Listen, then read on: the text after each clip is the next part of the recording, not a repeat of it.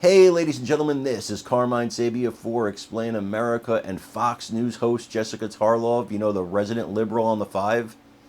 She just admitted what it is she does every day, and it's disturbing. And in my opinion, she should be fired right now just for saying it. Before we get started, please make sure you like, comment, share, and subscribe. Those little things really help us out, and they help our channel continue to grow. So Jessica Tarlov and Jeanine Pirro were going at it.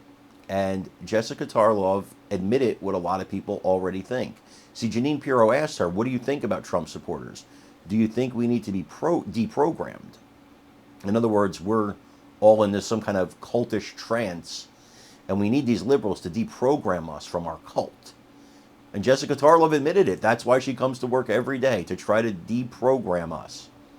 It was a disgusting thing to say. It was a horrible thing to say, but this is how liberals really think about you guys. This is what they really think. They think you are in a cult. They think you need to be deprogrammed. They think that they are the answer to the massive issues that we all seem to have because we vote Republican.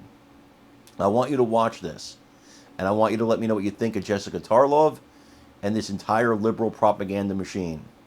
I'm Carmine Sabia for Explain America. We love you guys. God bless you. Take care, everybody. They barely show up for Biden. But let me ask you this. You know a lot of Trump supporters. Do we need to be deprogrammed? Be careful. That's why I come to work every day. No, it is correct that conservatives are much more tolerant of liberals and spending time with them than liberals are of conservatives. That shows up especially in the dating data, that a liberal would never consider going out with a conservative. In the Trump era, obviously things have been different since 2016. So James Carville and Mary Matlin are not happening. Round two there. I think The Rock, yes, he's promoting stuff, but did get a lesson in you can alienate people when you put a perspective out there like that. He's a smart businessman. But we don't know how he's voting. He could very well vote for Joe Biden again. He's just not going to talk about it. And I thought that that was an interesting undercurrent, that Will didn't really push him on. He didn't say, well, what does that mean? He just let him say, my endorsement led to a lot of division. And that really tears me up because he is someone who is liked by people on the left and on the right. And that's a pretty rare thing. There are very few kind of iconic people that are beloved on both sides. But you said in your lead-in question to Jesse, it's just bad news for Biden. The jobs report today was a monster. Wait 3 months. Fine when it gets revised down. Also, the part-time jobs, and there's data looking at this. That's a trend that's been happening. It obviously was accelerated through COVID with people opting into that.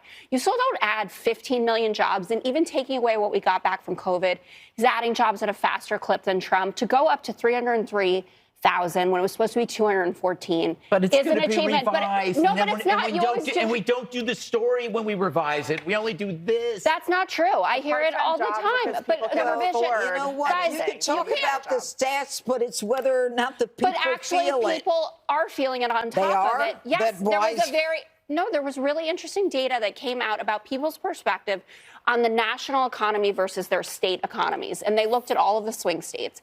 And people thought the national economy was terrible. It was like at a negative 30. And individual economies in Wisconsin, in Georgia, Pennsylvania, Arizona, all the states that you need to win to become president. So why is Trump ahead in those states? Well, first of all, if you look at it, those polls were within the margin of error. I have talked to you about... In all but the one. Margin of error, it is a jump ball.